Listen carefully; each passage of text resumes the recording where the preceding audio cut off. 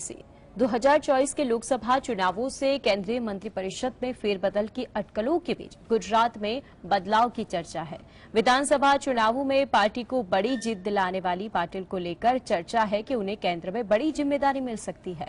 Party उन्हें कांग्रेस शासित राज्य का प्रभारी भी बना सकती है। क्या गुजरात में पाटिल को मिलेगा प्रमोशन, या अगर ऐसा ही होता है तो कौन बनेगा गुजरात का नया प्रदेश प्रमुख? देखते स्पेशल रिपोर्ट अंदर की बात।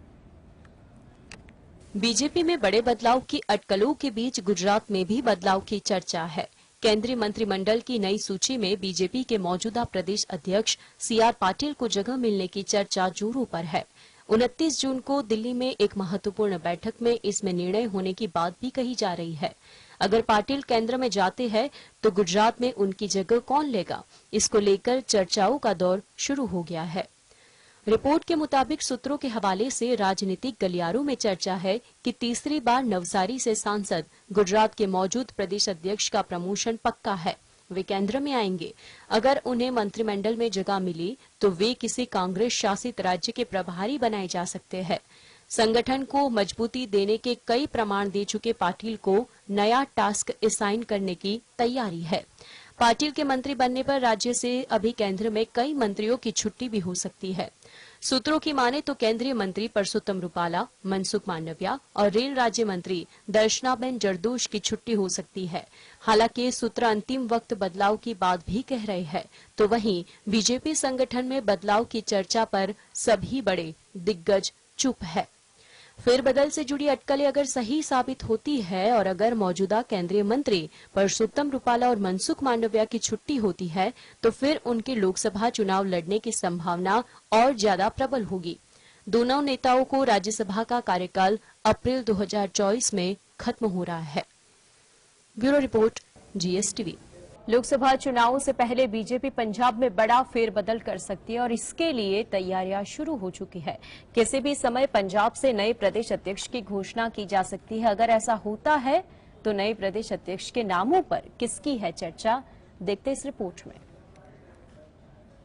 2024 के लोकसभा चुनाव को लेकर बीजेपी देश भर में तैयारियों में लगी हुई है।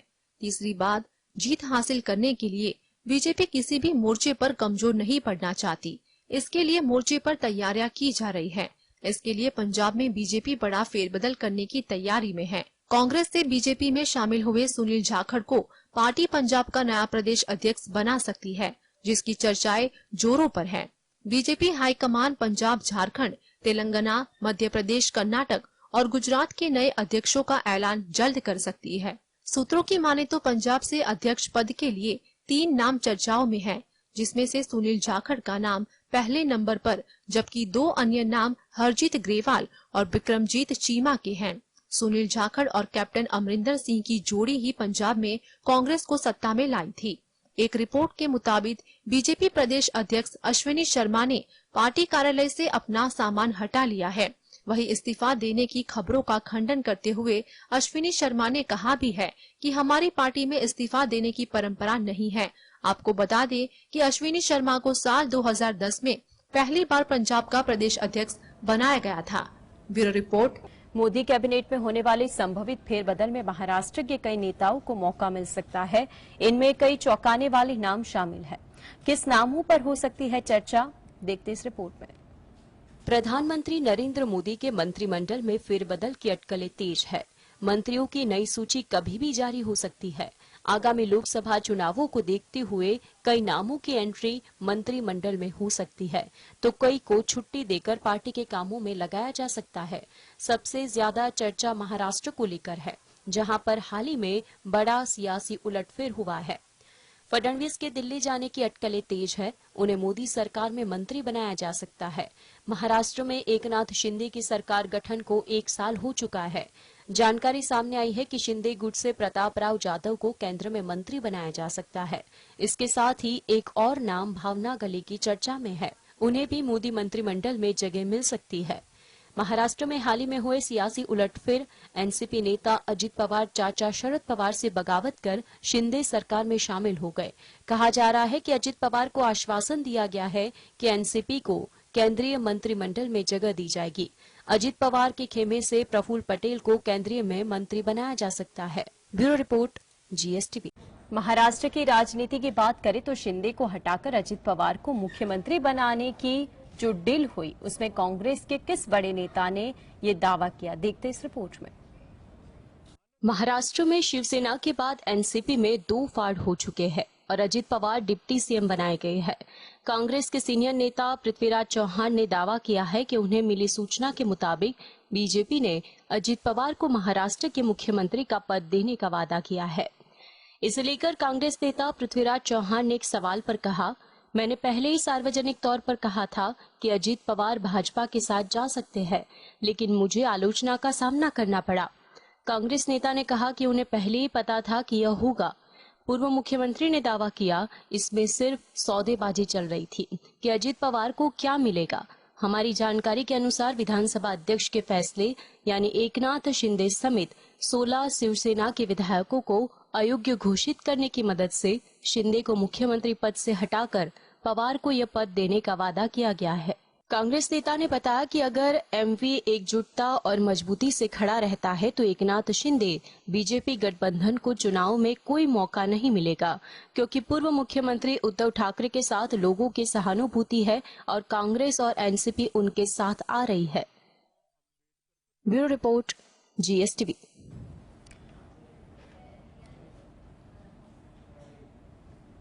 देश में इस साल जून के महीने में अप्रत्याशित तौर पर डीजल की खपत में गिरावट दर्ज की गई है और ये सालाना आधार पर है।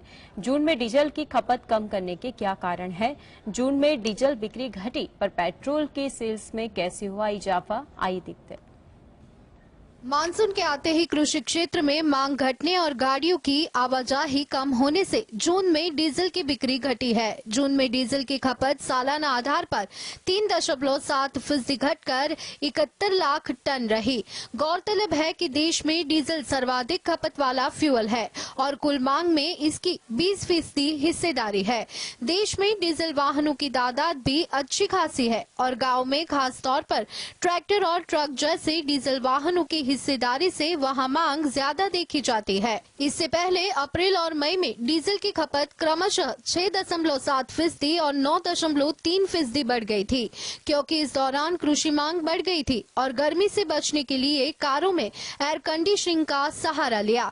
मई में डीजल की बिक्री 17.9 लाख टन थी। जून में पेट्रोल की बिक्री सालाना आधार पर 3.4% बढ़कर 29 लाख टन हो गई। मार्च 2023 में देश में डीजल और पेट्रोल की खपत में बड़ा इजाफा देखा गया। जून 2023 में डीजल की खपत घटने के पीछे का कारण मानसून रहा। ट्रैक्टर और ट्रकों में लगने वाली डीजल की मांग में भी गिरावट देखी गई और इसके आधार पर डीजल की खपत कम रही। Bureau report, GSTV। हाईकोर्ट ने 2000 रुपए के नोटों को चलन से वापस लेने के आरबीआई के फैसले को चुनौती देने वाली जनहित याचिका को खारिज कर दिया है। ये जनहित याचिका एडवोकेट रजनीश भास्कर गुप्ता ने दायर की थी। क्या है ये पूरा मामला, देखते फाइनेंस रिपोर्ट अंदर की बात में। आरबीआई ने 19 मई को 2000 का नोट सर्कुलेशन से वापस लेने का ऐलान किया था। इसके 3 दिन बाद यानी 23 मई से देश भर के बैंकों में इस नोट को बदलने की प्रोसेस शुरू हो गई। लोग बैंकों में अपने नोट बदलने के लिए पहुंच रहे थे। आरबीआई ने 30 सितंबर तक 2000 के नोट बदलने या अकाउंट में जमा कराने को कहा है। रिजर्व बैंक ने अपने सर्कुलर में कहा है कि वो 2000 का नोट सर्कुलेशन से वापस लेगा, लेकिन मौजूदा नोट अमान्य नहीं होंगे। आरबीआई ने बताया था कि क्लीन नोट पॉलिसी के तहत रिजर्व बैंक ने यह फैसला किया है। लोग किसी भी बैंक में एक बार में 10 नोट बदलवा सकते हैं, जबकि डिपॉजिट की कोई लिमिट नहीं है। आरबीआई ने बताया कि 2000 रुपए के नोटों में से 74% से अधिक नोट बैंकों में वापस आ गए हैं। 19 मई को घोषणा के बाद बैंकों में वापस आए 2000 रुपए के बैंक नोटों का कुल मूल्य 30 जून 2023 तक 2% 72 लाख करोड़ रुपए है। 2000 का नोट नंबर 2016 में मार्केट में आया था। इसकी जगह नए पैटर्न में 500 का नया नोट और 2000 का नोट जारी किया गया था। 2018-19 में 2000 के नोटों की छपाई बंद कर दी गई थी। Bureau report, GSTV। शादी समारोह के दौरान दूल्हे ने अपनी होने वाली सास के कारनामे देखे तो दुल्हन संग 7 फेरे लेने से ही इनकार कर दिया, क्योंकि दूल्हे को लेकर जब बाराती बारात लेकर आ रहे थे तब सभी ने दुल्हन और उसकी मां का ऐसा रूप देखा जिससे यह रिश्ता शादी संपन्न होने से पहले ही टूट गया। क्या हुआ था सही मायने में, जानने के लिए देखिए ये रिपोर्ट। हयातनगर थाना इलाके के सरायतरीन निवासी युवक का रिश्ता संभल जिले के ही गवा कस्बे की युवती संग तय हुआ। दोनों पक्षों के बीच बातचीत के बाद शादी की तारीख भी तय हुई थी, लेकिन वर वधू के 7 फेरे लेने से पहले ही भरी महफिल में दूल्हे की मां के कुछ ऐसे कारनामे सामने आए कि दूल्हे ने शादी करने से ही इनकार कर दिया। दूल्हा पक्ष के लोग बैंडबाजी के साथ झूमते हुए समारोह स्थल के द्वार पर पहुंचे तो दुल्हन की मां और दूसरे लोगों ने बारात का स्वागत किया। द्वाराचार के बाद दोनों पक्षों की रस्में चल रही थी। दूल्हे की नजर अपने होने वाली सास पर पड़ी तो उसे कुछ अजीब महसूस हुआ, लेकिन इसी बीच दुल्हन की मां ने डीजे पर डांस करते हुए मुंह में सिगरेट लगाकर धुएं के छल्ले उड़ाए तो इस नजारे को देखकर बाराती तक दंग रह गए। वही दूल्हे के भाई का कहना है कि जब दुल्हन स्टेज पर आई तो सभी लोगों के साथ हाथ मिलाकर फ्लाइंग किस कर रही थी। इस हरकत को देखकर भैया ने शादी से मना कर दिया, जिसके बाद दूल्हे ने मान मर्यादाओं को लांघने की दुहाई देते हुए दुल्हन के साथ 7 फेरे लेने से इनकार किया। Bureau report, GSTV। ट्विटर में अब ट्वीट्स पढ़ने की लिमिट तय कर दी गई है। इलॉन मस्क ने खुद ट्वीट कर इस बात की जानकारी दी। उन्होंने कहा है कि अब नॉन वेरीफाइड और वेरीफाइड अकाउंट्स दोनों गिनती भर के ही ट्वीट देख पाएंगे। फिर कौन कितने ट्वीट्स दिन भर में देख पाएगा, आइए देखते इस रिपोर्ट में। एलन मस्क ने अब ट्विटर पर ट्वीट्स पढ़ने की लिमिट तय कर दी है। उन्होंने खुद ट्वीट कर इस बात की जानकारी दी है। मस्क की माने तो अब ट्विटर के नॉन वेरीफाइड यूजर एक दिन में महज 1000 ट्वीट ही पढ़ सकेंगे। वही वेरीफाइड अकाउंट को 10,000 ट्वीट पढ़ने की सुविधा होगी। मस्क ने एक मजेदार ट्वीट भी शेयर किया है। उन्होंने अपने ही नाम के पैरोडी अकाउंट को शेयर कर कहा कि लोग ट्वीट पढ़ने के आदी हो गए हैं, उन्हें बाहर जाने की जरूरत है, इसलिए वो दुनिया के लिए एक अच्छा काम कर रहे हैं। नई पॉलिसी के मुताबिक ट्विटर पर ब्लू टिक वेरीफाइड अकाउंट पर हर रोज 10,000 पोस्ट पढ़ सकेंगे। इसके अलावा एक दिन में अनवेरीफाइड अकाउंट सिर्फ 1000 पोस्ट ही पढ़ सकेंगे। साथ ही वो नए ट्विटर अकाउंट जो कि वेरीफाइड नहीं है वो एक दिन में सिर्फ 500 ट्वीट ही देख सकेंगे। हालांकि कुछ देर बाद ही मस्क ने अपने फैसले को बदलते हुए नया ट्वीट किया। इस ट्वीट में उन्होंने कहा कि अब वेरीफाइड अकाउंट 8000 ट्वीट पढ़ सकेंगे, अनवेरीफाइड अकाउंट 800 ट्वीट पढ़ सकेंगे और नॉन वेरीफाइड नए ट्विटर अकाउंट एक दिन में 400 ट्वीट पढ़ सकेंगे। हालांकि अपने लेटेस्ट ट्वीट में मस्क ने इस लिमिट को और बढ़ा दिया। अब अनवेरीफाइड अकाउंट की लिमिट 1000 हो गई है। Bureau report, GSTV। आज की तारीख में सोशल मीडिया कमाने का क्षेत्र बन गया है। हर कोई अपनी चैनल या फिर अकाउंट बनाकर पैसे कमाने लगे हैं, जिसमें यूट्यूब सबसे प्रथम स्थान पर आता है। तो आज हम आपको यूट्यूब से सबसे ज्यादा कमाई करने वाले इंसान से मिलवाएंगे। कौन है वो शख्स जिसने यूट्यूब में सबसे ज्यादा कमाई की, आइए देखते हैं। 13 साल की उम्र से यूट्यूब पर वीडियो बनाकर डाल रहे जिमी पहले यूट्यूब से कमाई कितनी जैसे थीम पर वीडियो बनाते थे। उनका ये शो धीरे धीरे लोकप्रिय होता गया। जनवरी 2017 में उनका एक वीडियो वायरल हुआ। इस वीडियो को 1 लाख से ज्यादा व्यूज मिले और इसके बाद मिस्टर बीस्ट वायरल हो गए। यूट्यूब की दुनिया में मिस्टर बीस्ट बड़ा नाम है। उनके चैनल पर 16% 3 करोड़ सब्सक्राइबर्स हैं। दुनिया में किसी अकेले व्यक्ति के यूट्यूब पर इतने सब्सक्राइबर्स नहीं है। स्वीडन के रहने वाले मिस्टर बीस्ट का असली नाम जिमी डोनाल्डसन है। उम्र में है 25 साल और नेटवर्थ 820 करोड़ रुपए से ज्यादा।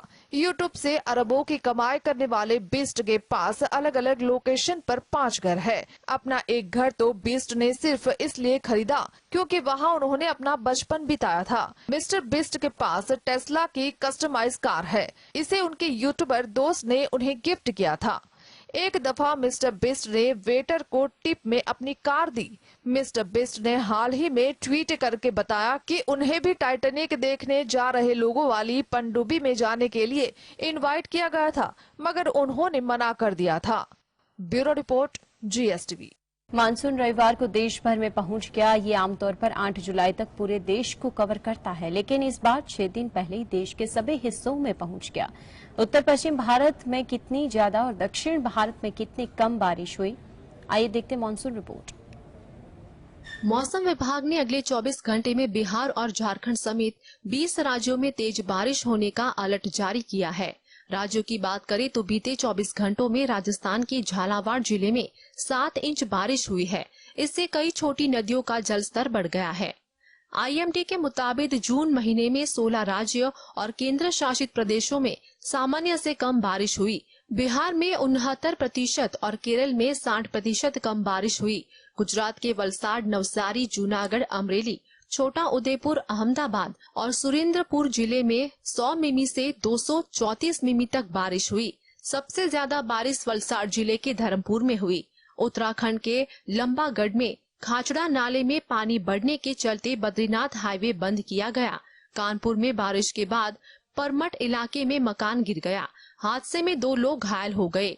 उत्तर प्रदेश के श्रावस्ती में राप्ती नदी में अचानक पानी बढ़ने से एक बांध टूट गया। इससे 10-12 गांवों पर बाढ़ का खतरा मंडरा रहा है।